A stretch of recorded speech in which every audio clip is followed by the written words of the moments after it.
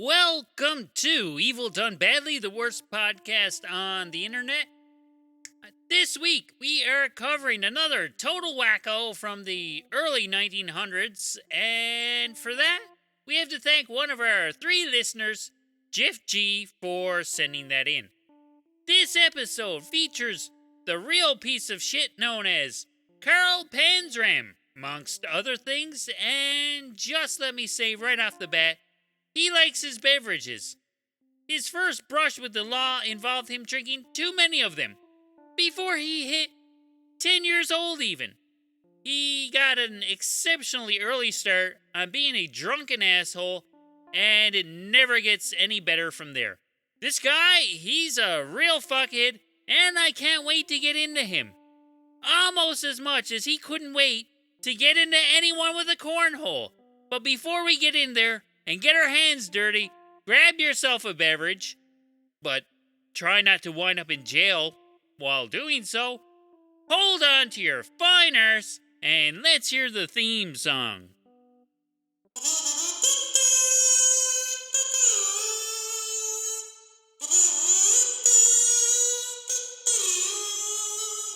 This episode of Evil Done Badly is brought to you by the fine, hard-working folks over at the Wide World of Paranormal Investigations and Ridiculous Thrifter groups on Facebook.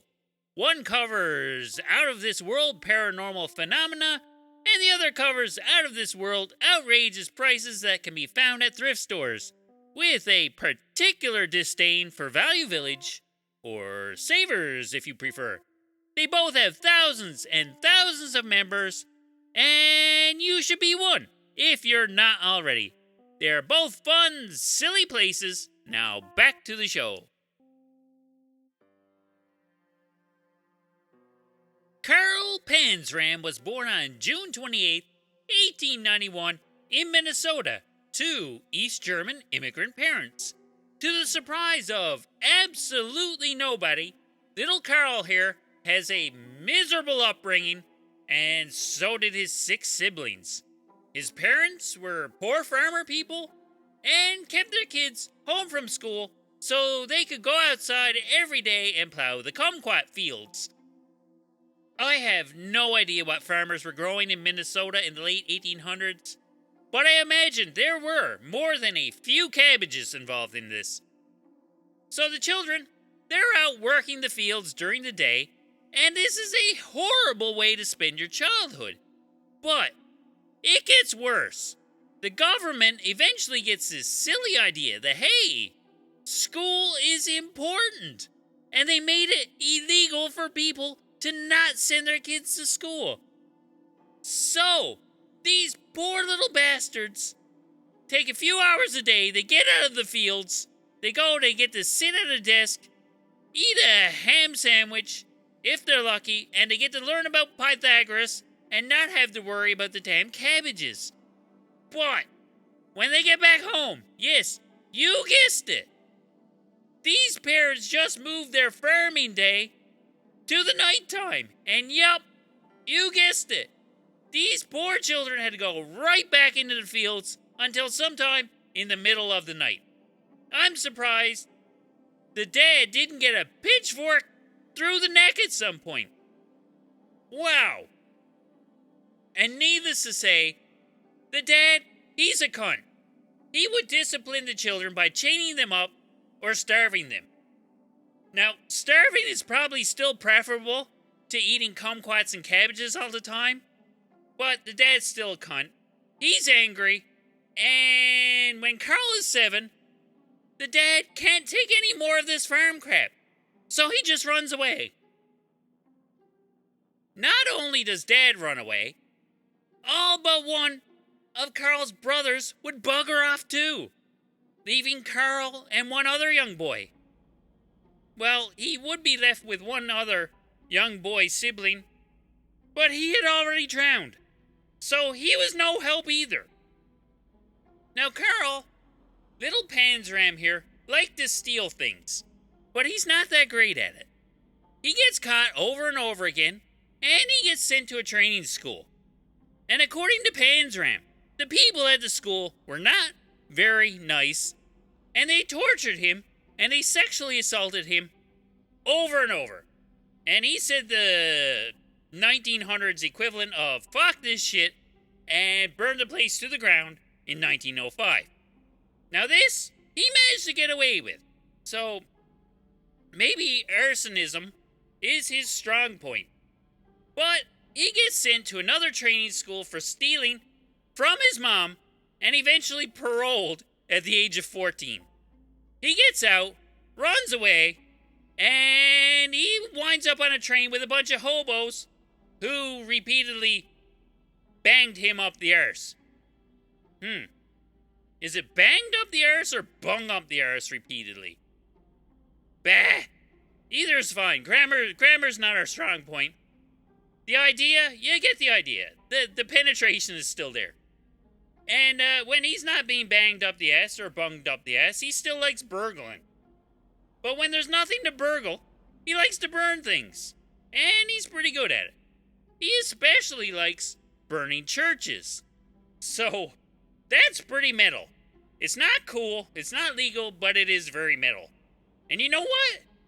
If I ran a church and some idiot burned it down, well, I just use it as an excuse to bilk my congregation of even more money. So we could build, well, you know what? An even fancier church. Maybe one with a basketball court and a hot tub. And a wine cellar. Oh my God, the beverages we would have. I'm salivating here. I'm going to preacher school. I've decided. I want a church, and I want to have it burned down so I can get a better one. My church is going to have shag carpeting, neon lights, and a disco ball. Hallelujah! I found my new career. Now, nobody says I have to believe anything in the Bible, which I see no reason to believe any of it, but I've never read it. I don't know how believable it actually is, but I can sure pretend that I do. I can pretend to understand and believe whatever you want me to, if it'll get me shag carpeting and a basketball court. Anyways, back to Carl. In 1907, Panzram joins the army, and he's a complete piece of shit in there too. He wouldn't listen, he stole things, and he got his ass booted out and sent to military prison for 3 years. Now, whatever civility was left in his brain, he had spanked right out of him while he was there. And by the age of 20, he still wants to steal things. And he's still not very good at it, but it didn't stop him from dreaming big. And at one point, he manages to steal enough crap to pawn off to buy his very own yacht. He's ballin'. So, he has these big dreams, but he still gets caught, and he gets sent to prison, and he's still an asshole while he's there. He's belligerent, and he's violent towards the guards. And they respond by beating the snot out of him and putting him in solitary. He spent time in penal institutions all over the U.S. He may have also spent time in vaginal institutions all over the country, but the research on that is kind of spotty. He spent all sorts of time in institutions, and under all sorts of different names, including such fine monikers as Jeff Davis, John O'Leary, 2 different Jeffersons, and occasionally Carl Panzram. In 1910, he's almost 20 years old, and he flees to Mexico. And he wants to go down there and join the Mexican army. They don't want him either.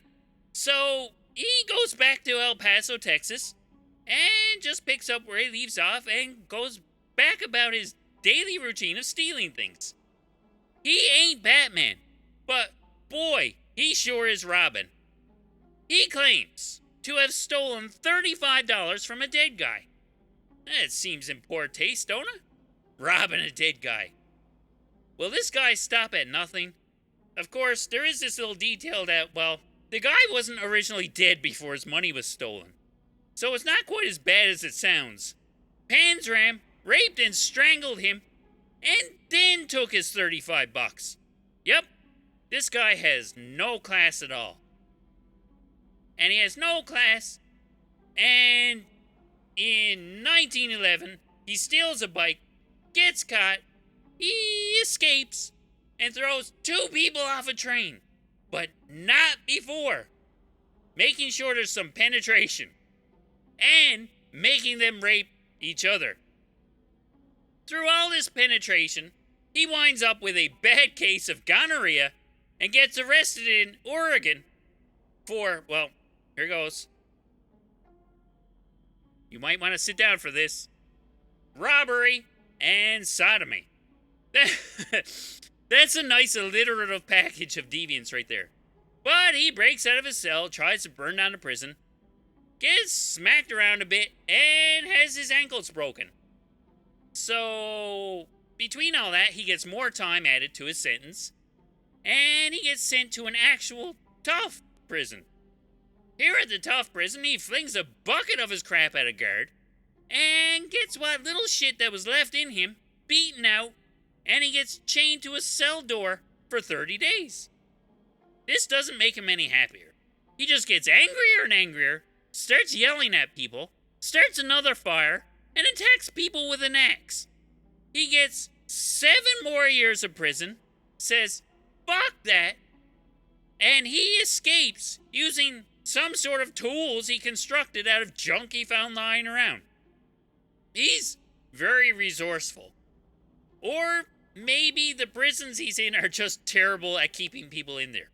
Like, yeah, maybe they're budget prison guards or something. I would be a terrible prison guard. I'm not running after anyone because, well, that's a great way to get your ass kicked. Anyway, I am trying my best to not go anywhere near any prisons in any kind of capacity. Either way, Panzram busts out, runs off to Idaho, changes his name, gets arrested again, escapes again, runs to Montana, and you know what? These old jails? I'm starting to think they're made out of, like, paper mache or something. Or maybe Panzram here, he's some fucking escaping savant. He's terrible at crime, but he's ungodly good at escaping. Maybe he's the Rain Man of going to jail or something. But he does actually spend a year in there, banging men up the arse for shits and giggles, and he gets let out with $5 in his pocket. So he goes back on the trains and fucks around for a while. He's just banging around there, and he settles into a career of burglaring that culminates with him going back to jail for 7 more years. Again, he has his shit knocked out of him, he gets stuck in the hole a bunch of times, and that's probably just as literal as it is figurative. But instead of staying there for 7 years, he escapes 2 years later, gets into a shootout with authorities, gets slapped back in his cell, and he promptly just saws his way out of it again. Now, his experience, it must have made him a little sneakier, and he decides to leave the Pacific Northwest, and in a super villain move for the ages, he shaves his mustache. No one will ever recognize him now. Ha ha ha ha! There's no stopping Panzram. So Panzram and his smooth upper lip evade capture for a couple of years. And he decides, well, you know what? I'm done fucking around with these little tiny heists, so I'm gonna pull off a heist for the ages. He doesn't just pull off any heist, he has a specific target in mind. Now, he's been in jail about a gazillion times, but for some reason he has a special beef with former President Billy Taft, who had something to do with his incarceration at the military prison in Kansas. So in 1920, he winds up in New Haven, Connecticut, and burglarizes Taft's mansion. He makes off with a bunch of fancy jewelry and bonds and a shiny new handgun. Now, this must have been some expensive jewelry, because it's here where he buys that yacht out of the proceeds. So Panzram, he's got a boat, and you know what that means. He's got a boat and no mustache, and now it's time to really let loose and be an evil guy. So he's on his boat, and he's just drifting along the eastern seaboard, and he makes regular trips to the mainland to pick up necessities. And by necessities, I mean he went ashore and sidled up to some sailors at the New York pubs and convinced them to come back to his boat to check out his stamp collection. And by stamp collection, I mean come back to his boat and sample his moonshine.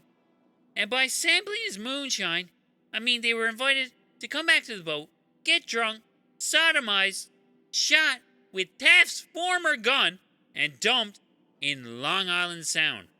Panzram claimed to have killed 10 sailors this way. I mean, God, that must have been a nice stamp collection. So his boat sinks in late 1920, presumably because he kept putting holes in the bottom of it from shooting drunk people. So he has to move back on land, and he gets arrested for burglary and for owning a loaded handgun in Connecticut. He just does another inconvenient, quick 6-month stint in prison. No big deal. Now, he's a bad dude, but he's no dragon ninja. He's a terrible person. But he gets worse. He hops a ship and moves to South Africa to work on an oil rig. Now, that's not the worst part. There's nothing evil about working on an oil rig. He becomes disgruntled and unsatisfied with his workplace situation, and he expresses his dissatisfaction by burning it down and going off in search of virgins. So, he goes around knocking on doors in Angola and offers up $8 for a young virgin. Weirdly enough, a family comes to his aid, and he comes back with a 12-year-old girl. He has his way with her, and then asks for his money back because he suspected she wasn't a virgin. They don't give his money back, but they do offer him an exchange for their 8-year-old girl, and he has his way with her too, but he is still not satisfied that she was a virgin either. So he returns her by the due date, and now he's out of money. So he doesn't want to pay for sex anymore, so he just goes off and he goes off in search of a male child to rape for free, which seems like it's a little more up his alley. He finds one, rapes and kills him with a rock, and claims, quote, "His brains were coming out of his ears when I left him, and he will never be any deader," unquote.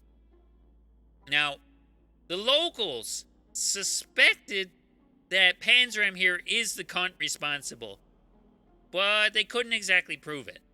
So he lays low a bit and he hides away in a fishing village. He makes a few bucks doing something, or he just stole them, and he hires 6 natives to take him into the jungle to look for crocodiles. Crocodiles were an expensive commodity to Europeans. Well, at least to the Europeans, who were too lazy to get in a kayak and poke the crocodiles with a stick themselves. They'd much rather pay somebody else to do it. Now, he drags all 6 of them off into the woods, shoots them, and feeds their remains to said crocodiles. Wow. I don't know how he managed to do that, because, I mean, you gotta be making a racket. How you shoot one guy with the other 5 around and nobody noticing and managing to pick off all 6 of them in a row. I'm not sure I believe all this, but this guy's a big fuckhead. And, apart from murdering them, he also regularly used racial slurs. So this guy is truly vile. And when he gets back from the expedition, without the 6 people he had hired, he goes, "Hey, this might look a little suspicious, because I went out there with these 6 guys, and now I don't have them no more. They might go looking into that and think I'm some kind of a murdering guy." And, well, he decides to skedaddle. So he just fucks around a bit, and he robs people on the way, and he winds up in Portugal. And yes, the people that he murdered got looked for, and he gets to Portugal, and pertaining to these 6 missing people, he sees wanted posters of his face plastered all over Portugal, And, well, he stows away on a ship headed back to the States because, well, they're looking for him. He winds up back in Connecticut in 1922. He finds a couple of young boys in Connecticut, has his way with them, murders them with blunt objects, and gets a job as the most trustworthy night watchman you've ever seen. He's so trustworthy, he steals another boat. He promises a 15-year-old boy a job as a deckhand, but the job he really gets is, well, being banged up the ass by Panzram. That's his job, and it's unpaid. Panzram, what a cheap cunt he is. Now, he lures another dude onto this boat, and he doesn't like the vibe he's catching from him. He finds this dude to be untrustworthy, which is totally unlike Panzram himself, who is immensely trustworthy, obviously. And he suspects that this guy might be planning to rob him. Panzram, he's a little put off by this guy's untrustworthiness, and tells him that there's only going to be one guy who robs stuff on this boat, and he promptly shoots him and chucks him into the river. Now, the poor kid whose job it was to get banged up the ass by Panzram, he's still on the boat. He witnesses the murder, he jumps overboard, he runs away by swimming to shore and tells the police that Captain John O'Leary, which is what he was going by at the time, this John O'Leary guy is a bum-fucking murderer and quite possibly the worst employer ever. Now, Panzram, he gets picked up in New York, and he trades his stolen boat to his lawyer in exchange for bail, which he skips out on. He just goes about robbing some more places, and he gets caught again. Gets thrown in jail, and pretends to be somebody else. And in the process, he gets himself all gimped up trying to escape. He gets let out in 1928, commits another bum-fucking murder over in Baltimore. He robs another house. So this guy is totally dedicated to his craft. He's persistent. He's unstoppable, but boy, does he suck at it. He gets caught. And during the interrogation, he gives his real name and says, by the way, you know what, gang? I killed 3 little boys. And the police just go, hey, this really trustworthy guy sitting in front of us is saying he killed 3 little boys. We better look into it. So they take him seriously enough, and they go about corroborating his story. They looked into his past, and they found out that Panzram was, indeed, a complete bum-fucking fuckhead. And, well, Panzram, he's got a good head of steam going, so he doubles down on being a supervillain, admits that he would really like to do some damage by poisoning the water hole, or stealing a battleship, and provoking the United States and the Brits into a world war. He dreams big, yeah? Gotta give him that. He acts all loopy and stuff, and he winds up sentenced to 25 years to life in Leavenworth Federal Penitentiary. He shows up on their doorstep and threatens that he will kill the first person who gets on his nerves. So, he's assigned to do all his duties by himself because he's considered a little bit unstable. Now, the foreman, he's a hard-ass named Bob Warnke, and he's not afraid of Panzram. Now, Warnke here, he liked kicking the shit out of problem prisoners, and he saw Panzram as someone he'd really like to kick the shit out of.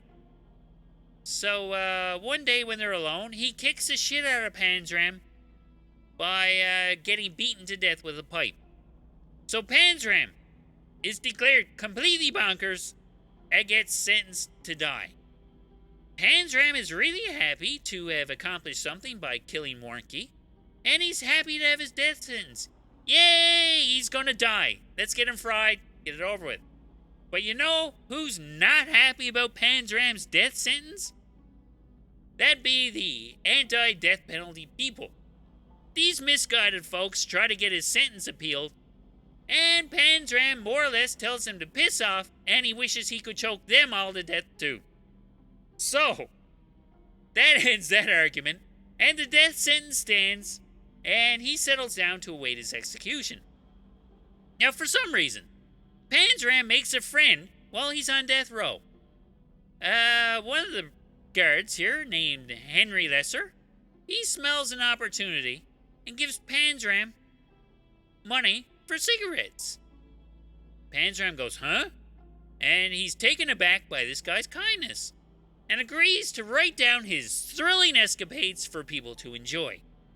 He claims to have killed 21 people, committed thousands of pilferings, and committed over 1,000 sodomizings.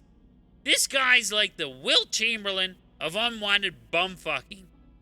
I don't think there's basketball cards for bumfucking, so I don't think you can go out and buy his rookie card. But if it did exist, there's plenty of psychos out there who would buy it. Seriously, there's a few bucks in it for somebody. And, he also claims to have no remorse whatsoever. He's over that. Whatever conscience he had got beat out of him long ago. He's not even a little bit sorry. I'm not surprised. Well, he's just a big fucking cunt. And when it comes time for him to hang, he's asked for any last words and he goes, quote, "Hurry up, you bastard. I could kill a dozen men while you're screwing around." Unquote. This guy, he's a character. He's so much of a character that Henry Lesser spends the next 40 years trying to get Panzram's Silly Escapades published. He never did get it published himself, but he let a few other people cheat off what he had there and write their own books about him. Lesser gets old, and in 1980s, he donates the letters to a university in San Francisco. So if you're interested in learning more about this asshole, there's a few books about him, and a few movies made about his eventful life. He made it into a Marilyn Manson song, so you know he's one of the heavy hitters, one of these top-tier psychopaths. And that's it for Carl Panzram. What a piece of shit, and a stupid cunt. And now, let's see what's happening this week in true crime news. Giovanni Impalazzari was a 25-year-old custodian at a New Jersey school, and on Halloween 2023 he was arrested. Why was he arrested? Well, he allegedly put his piss and shit in the children's food and also tainted other foods with bleach. His goal was to make people sick, and he bragged about it online. Videos have surfaced of him making sweet, non-consensual love to inanimate objects around the school, and of him shitting in tacos. I'd be very surprised if there's none of his alleged jizz all over the walls at this place. And on top of all this disgusting stuff, he's also got a couple of kiddie porn charges thrown on top of there for good measure. He's been denied bail, and he's fucked 6 ways from Sunday. I wouldn't want to be that guy. Now, I make a terrible podcast, and I'm totally ashamed of it, but at least I'm not that guy. And there you have it. Another inept episode of the worst true crime podcast ever. Evil Done Badly is in the books. If you would like to reach out and suggest future episode topics, we can be reached on Instagram at Evil Done Badly or by email at evildonebadly@gmail.com. So thanks again to our 3 regular listeners and to Jeff G for sending in this Panzram nut job. My name is Dick, and I hope to see you next time. Thank you. Bye-bye.